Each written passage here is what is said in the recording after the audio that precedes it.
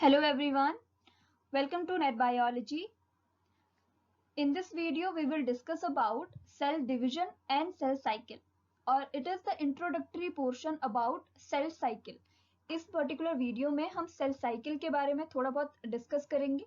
इसके अलावा इसके फेजेस क्या होते हैं ये भी जानेंगे, और उससे पहले सिलेबस जो CSIR नेट लाइफ साइंस हम टारगेट कर रहे हैं CSIR नेट लाइफ साइंस को, तो इसका जो सिलेबस है वहां पे सेल डिविजन और सेल साइकिल कहाँ पे है ये चीज, और इस पर्टिकुलर सीरीज में सेल डिवीजन और सेल साइकिल में हम कौन कौन से टॉपिक्स आगे कवर करेंगे इसके बारे में भी हम डिस्कस करेंगे।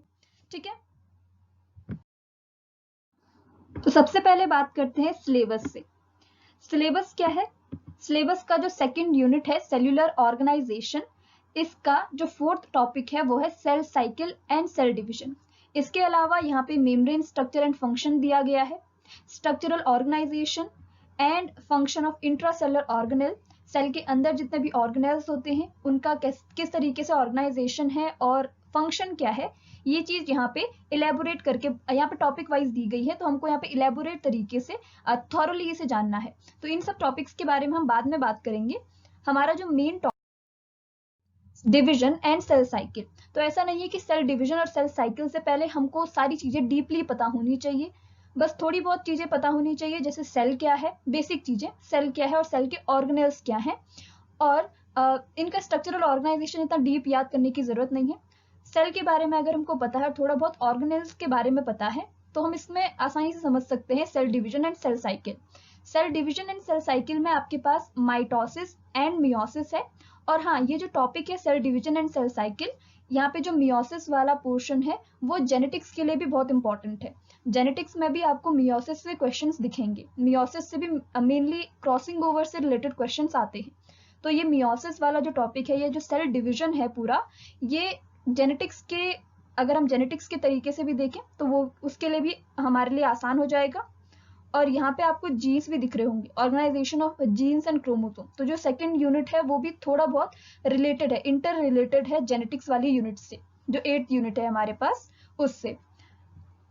इसके अलावा यहाँ पे इनका रेगुलेशन दिया गया है, पहले डिविजन के बारे में यहाँ पे बताया गया है, मियोसिस एंड माइटोसिस, फिर इसका रेगुलेशन, उसके बाद steps in cell cycle, regulation and control of cell cycle. तो यहाँ पे हम पहले सेल साइकिल से स्टार्ट कर लेते हैं, फिर उसके बाद सेल डिवीजन के बारे में बात करेंगे एक सिस्टमैटिक तरीके से।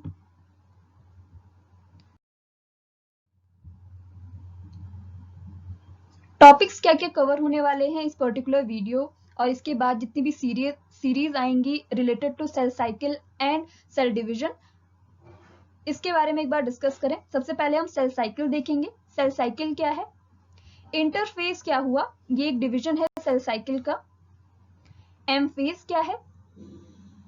Regulation of cell cycle, cell division, a mitosis, mitosis, meiosis and regulation of cell division. तो ये सारे टॉपिक्स हम कवर करने वाले हैं इस पर्टिकुलर सीरीज में, cell division and cell cycle में।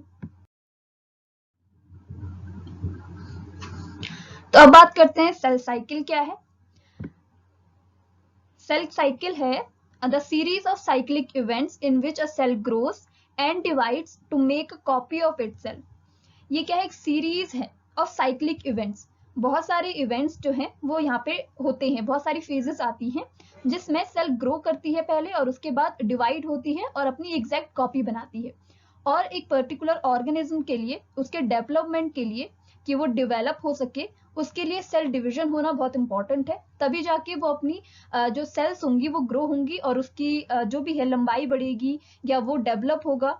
अगर हम जाइगोटिक फेज की भी बात करें, जाइगोट क्या है? After the fertilization of gametes zygote forms. ये जाइगोट आगे चल के इम्ब्रियो कब बनाएगा? जब इसमें सेल डिवीजन होगा, मोरुला, ब्लास्टुला, ग्रेस्टुला, ये सारी फेजेस आएंगे और उसके बाद डेवलपमेंट होगा, इम्ब्रियो बनेगा, फिर जाके एक ऑर्गेनिज्म तैयार होगा। तो वही चीज है, अगर सेल साइकिल होगा या सेल साइकिल चलेगी तभी जाके डिवीजन हो पाएगा। और सेल साइकिल क्या है? Series of cyclic events. Cyclic का मतलब है जो इवेंट पहले हो रहा है वो वापस से आके लास्ट में फिर से वही इवेंट वापस चलने लग जाए, और उसके बाद वही सारी फेजेस दोबारा से रिपीट होती रहे। तो ये साइक्लिक इवेंट्स है जिसमें सेल ग्रो करती है और उसके बाद डिवाइड होती है और एक कॉपी बनाती है, अपनी exact copy. The cell cycle is the life story of a cell. A new cell cycle begins after a cell has divided and two daughter cells are produced. एक न्यू सेल साइकिल कब start होगा? जब एक cell, पहली वाली cell divide होके दो नई डॉटर सेल्स बनाएगी। अब ये जो दो नई डॉटर सेल्स बनी है, इनमें भी डिवीजन होगा, इनमें भी सेल साइकिल चलेगा। तो न्यू सेल साइकिल कब स्टार्ट होगा? जब एक न्यू सेल बनी है। ठीक है, तो मान लीजिए एक न्यू सेल बन गई और मान लीजिए ये एक न्यू सेल है, तो इसमें डिवीजन कब होगा? जब ये ग्रो करेगी, जो रॉ मटेरियल है उसे एक्यूमुलेट करेगी और उसके बाद दो नई सेल्स बनाएगी।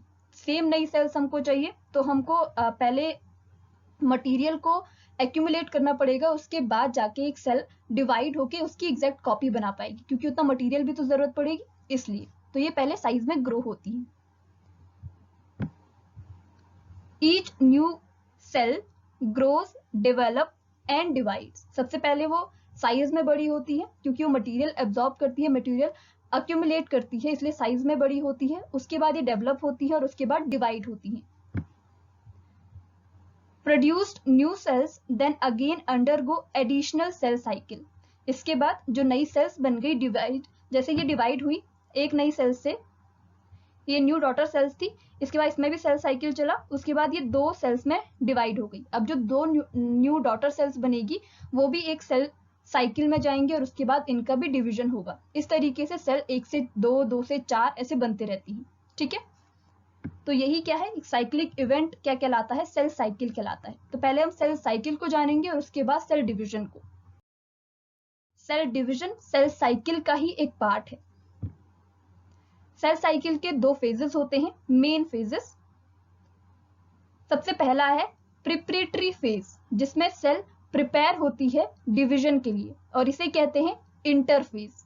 और दूसरा होता है मल्टीप्लिकेशन फेज, जिसे एम फेज कहते हैं। M stand for multiplication. Multiplication phase में सेल डिवाइड होती है। डिवाइड होने का मतलब ये नहीं है कि एक सेल के बीच में से दो टुकड़े हो गए और वो डिवाइड हो गई, एग्जैक्ट कॉपी बनती है, इसलिए इसको मल्टीप्लिकेशन भी कहते हैं। ये एक ऐसी चीज है जिसमें डिवीजन और मल्टीप्लिकेशन एक साथ हो रहा है। डिवीजन का मतलब ये नहीं है कि एक सेल बीच में से डिवाइड हो जाएंगी और दो बन जाएगी। इसका मतलब ये है कि एक सेल से दो सेम सेल्स बनती हैं और उनके पास जो मटेरियल होता है वो अपनी पहली जो पेरेंटल सेल है उसके जैसा ही इसमें मटेरियल मिलता है। ठीक है, तो multiplication phase and preparatory phase cell cycle की दो फेजेस होती हैं। तो इस वीडियो में इतना ही।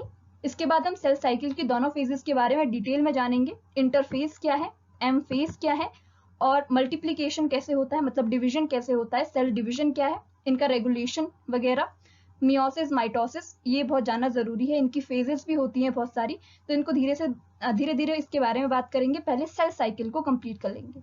ठीक है, इंटरफेज को कंप्लीट कर लेंगे। सेल डिवीजन अलग नहीं होता है, सेल साइकिल के अंदर ही सेल डिवीजन भी आता है। मतलब सेल साइकिल की हमने दो फेजेस देखी, प्रिपरेटरी फेज और दूसरी मल्टीप्लिकेशन फेज। तो यही मल्टीप्लिकेशन फेज क्या है, सेल डिवीजन है। ठीक है, तो सेल डिवीजन कोई अलग टॉपिक नहीं है, सेल साइकिल के अंदर ही सेल डिवीजन आता है। So this is all about the cell cycle. इसके बाद हम स्टार्ट करेंगे इंटरफेज से। Thank you so much.